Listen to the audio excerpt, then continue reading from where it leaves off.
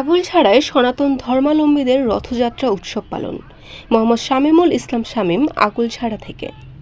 বরিশালের আগুলছাড়ায় ব্যাপক উৎসাহ, উদ্দীপনা আর ধর্মীয় ভাবগাম্ভীর্যের মধ্য দিয়ে সনাতন ধর্মাবলম্বীদের অন্যতম ধর্মীয় উৎসব রথযাত্রা পালিত হয়েছে।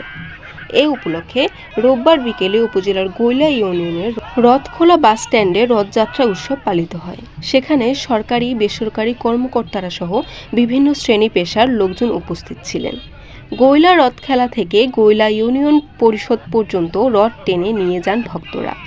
এছাড়া উপজেলা ইস্কন জগন্নাথ মন্দির থেকে রামানন্দের আক ইস্কন মন্দির পর্যন্ত রথ টেনে নিয়ে যান ভক্তরা।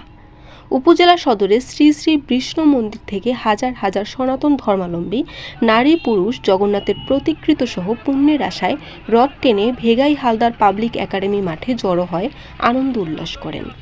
এছাড়া উপজেলার বারপাইকা, সাহেবেরহাট, আঙ্কর, বাহাদুরপুর সহ বিভিন্ন স্থানে রথযাত্রা পালিত হয়েছে।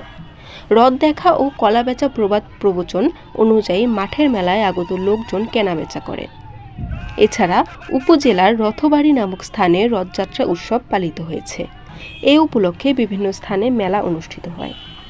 রথযাত্রার শেষে বক্তব্য রাখেন 21শে পদকপ্রাপ্ত সাংবাদিক বীর মুক্তিযোদ্ধা অজয় দাশগুপ্ত, গৈলা কীর্তন ও পূজা উদযাপন কমিটির উপদেষ্টা ও সাবেক চেয়ারম্যান দুলাল দাশগুপ্ত, গৈলা কীর্তন ও পূজা উদ্বোধন কমিটির সভাপতি সুশান্ত কর্মকার, সাধারণ সম্পাদক কাজল দাশগুপ্ত, বাপ্পি কর্মকার প্রমুখ।